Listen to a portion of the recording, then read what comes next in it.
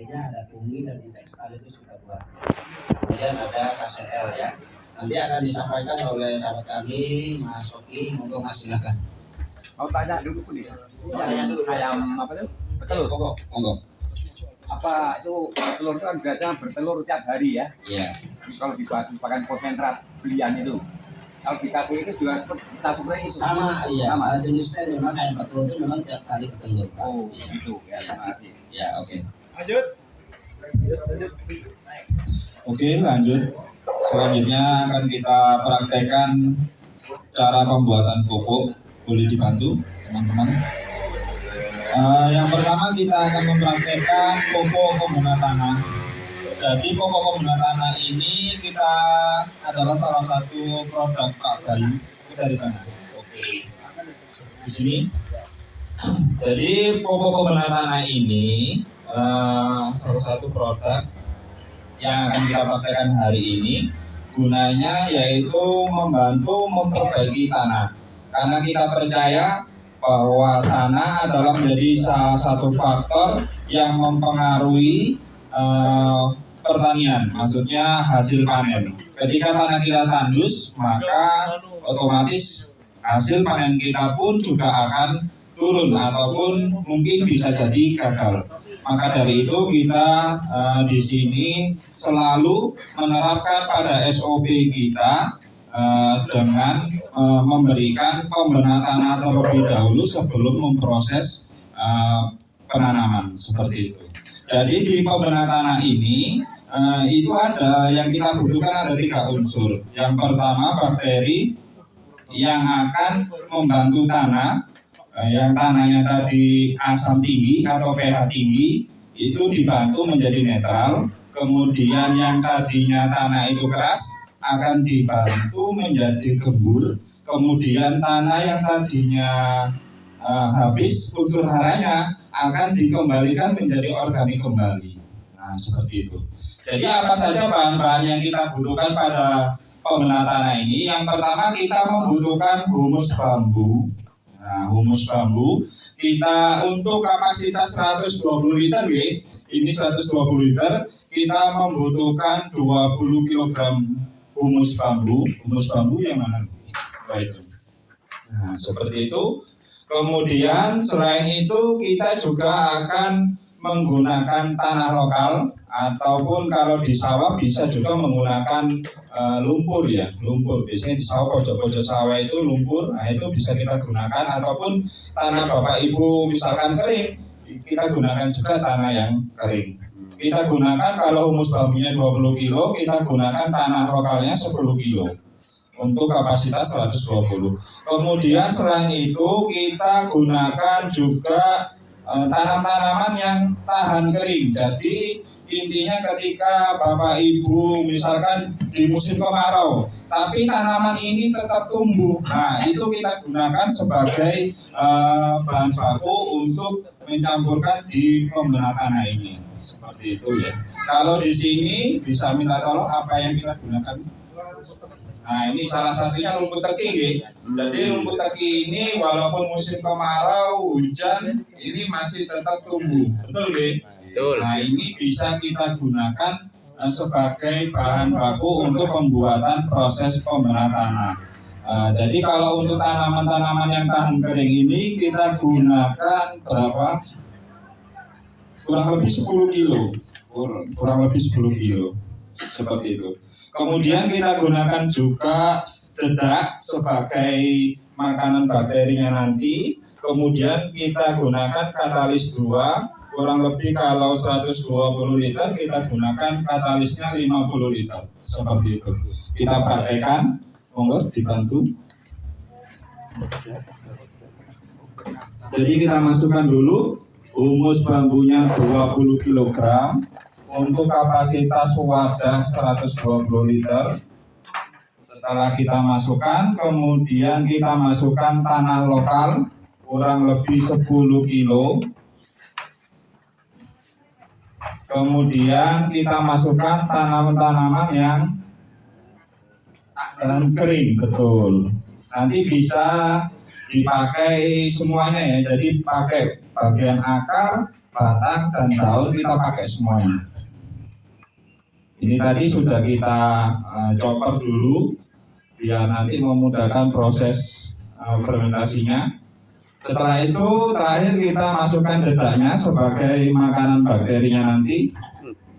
Kurang lebih untuk kapasitas 120 ini kita gunakan 2,5 kilo.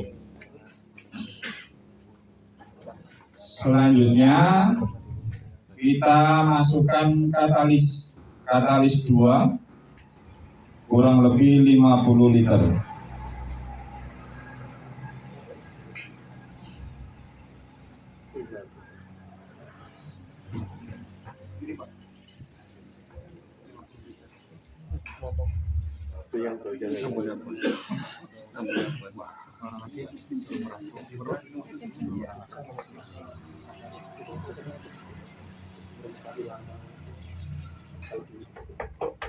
Baunya kok seperti ceren. Gimana Pak? Baunya kok seperti ceren. Proses fermentasinya. Ini asalnya dari mana? Kata Nanti bisa tanyakan Pak. Yang baunya.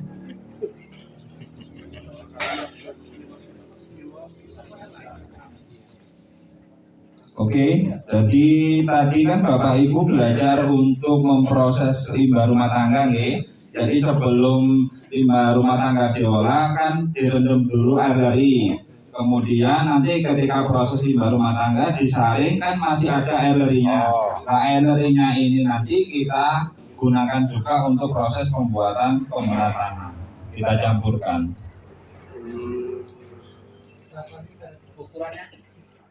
Jadi tadi kan sudah kita masukkan 50 liter katalis 2. Kemudian nanti sisanya ini kita masukkan sampai penuh air. Jadi misalkan Bapak Ibu tidak memiliki air leri, bisa menggunakan air biasa. Diisi sampai penuh. Iya.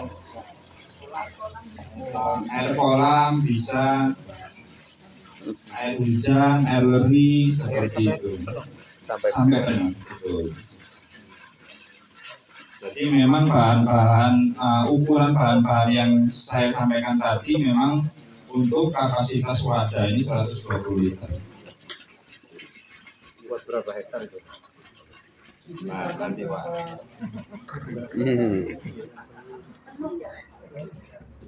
Penuh ya. Setelah penuh air kita masukkan, kemudian kita aduk terlebih dahulu.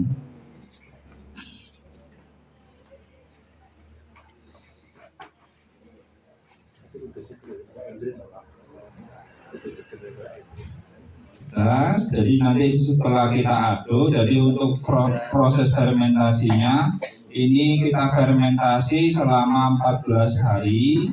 Kemudian 14 hari, setiap hari nanti lebih baiknya kalau boleh kami sarankan nanti setiap pagi dan sore diaduk supaya nanti teroksidasi, ataupun nanti kalau Bapak Ibu punya aerator itu bisa juga di aerator, itu lebih bagus lagi. Selama 14 hari ditutup selama 14 hari supaya apa ya, supaya nanti oksigennya bisa masuk, bakterinya bisa berkembang.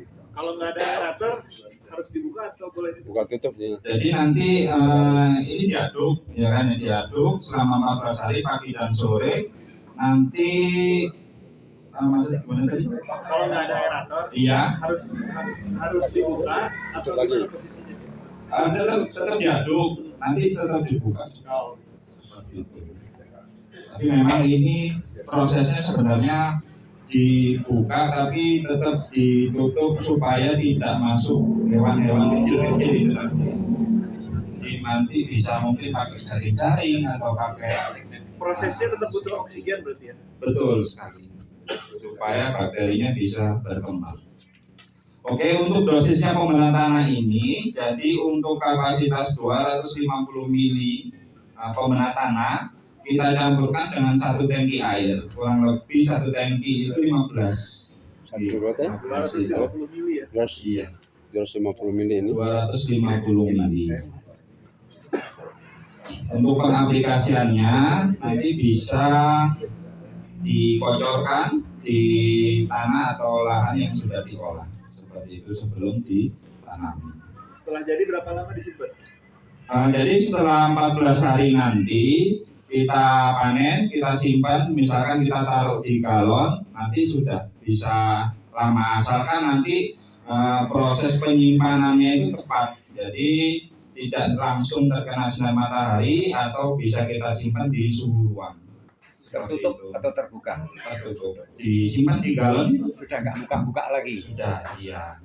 Setelah proses 14 hari seperti itu. Kira-kira mudah membuatnya? Mudah. Bisa diaplikasikan ya di rumah ya? Aplikasinya di mana? Disemprot di mana aplikasinya? Dikocor di lahan yang akan kita garap. Oh. Nanti sebenarnya padatnya ini nanti bisa juga untuk kita tabur di lahannya, tapi memang kami sampaikan sesuai dengan prosedurnya dulu, nanti bisa ditanyakan kembali ketika sesi diskusi nanti malam. Untuk padatnya bagaimana? Nanti kita lanjutkan dulu. Setelah ini kita akan membuat yaitu ZPT mix. Jadi kita membuat ZPT, kita campurkan langsung dengan insektisida organik, kemudian kita campurkan juga dengan fungisida organik juga. Jadi harapannya lebih simpel, lebih hemat juga seperti itu. Jadi apa saja bahan-bahannya? Jadi untuk ZPT mix ini atau zat perangsang tumbuh, kita gunakan yang pertama karena ada insek sama fungisida organiknya juga, kita menggunakan laos atau apa ini laos ya? Laos atau lengkuas kurang lebih 12 kilo. Kemudian kunyit kita gunakan 12 kilo. Kemudian kita juga membutuhkan tanam-tanaman yang cepat pertumbuhannya dan tanam-tanaman yang tidak dimakan ulat. Jadi kalau di sini kita menggunakan dari ciri-cirinya nanti Bapak Ibu, pokoknya ada tanaman yang tidak dimakan ulat, berarti itu bisa kita gunakan untuk bahan baku pembuatan ZPT. Kalau di sini nanti ada lidah mertua, kemudian ada ini TCD. Nah, ini kan tidak dimakan ulat. Nah, pokoknya ciri-cirinya cari tanam-tanaman yang tidak dimakan ulat apa saja seperti itu. Nanti kan kalau kami sebutkan nama-namanya nanti Bapak Ibu takutnya berpatokan harus cari sana seperti ini. Tidak, tapi kami sampaikan pokoknya cari tanam-tanaman yang tidak dimakan ulat seperti itu. Kemudian untuk tanam-tanaman yang cepat pertumbuhannya apa saja, kalau di sini kita menggunakan bonggol pisang. Nah, bonggol pisang ini tadi sudah kita chopper, sudah kita haluskan. Nah, itu kita gunakan untuk proses pembuatan ZPT mix. Untuk kapasitas 120 liter ini, yang pertama tadi untuk laosnya 12 kilo, kemudian kunyitnya 12 kilo. Kalau untuk tanam-tanamannya ini kurang lebih 10 kilo. 10 kilo, betul 10 kilo. Kemudian selanjutnya kita juga menggunakan katalis 4, kurang lebih 50 liter. Kemudian juga tetap kita gunakan dedak juga kurang lebih 2,5 sampai 3 kilo sebagai makanan bakterinya. Seperti itu. Oke, langsung saja kita praktekkan. Bisa dibantu. Kita masukkan dulu laosnya kurang lebih 12 kilo untuk kapasitas wadah 120 liter.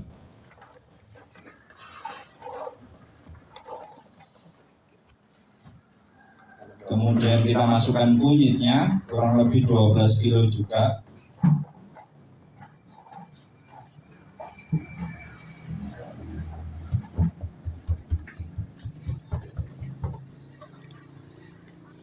Lalu kita masukkan tanam-tanaman yang tidak dimakan ulat kurang lebih 10 kilo untuk kapasitas wadah 120 liter.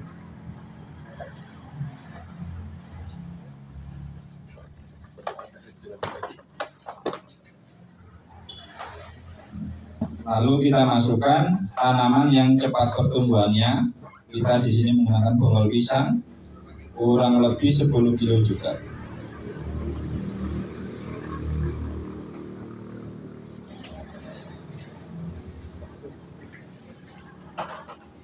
Lalu kita masukkan dedaknya sebagai makanan bakterinya. Kurang lebih 2,5 kilo. Untuk kapasitas wadah 120 liter. Kemudian untuk ZPT mix ini kita menggunakan katalis 4. Kita gunakan sebanyak 50 liter.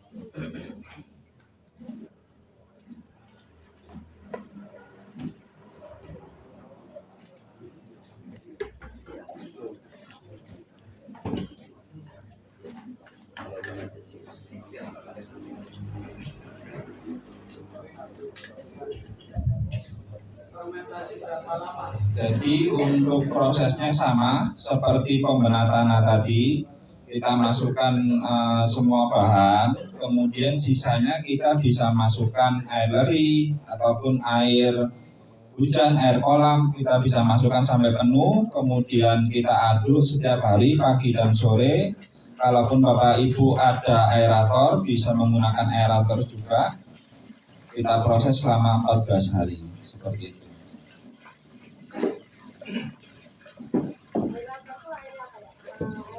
Aerator itu yang kayak di akuarium yang berkutub-berkutub itu. Hah?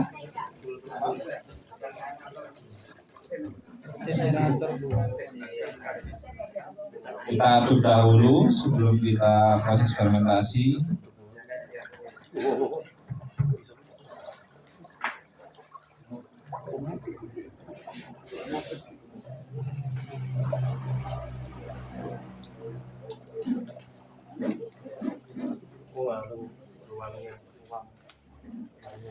Ini masih belum full, berarti kita tambahkan lagi airnya. Betul sekali.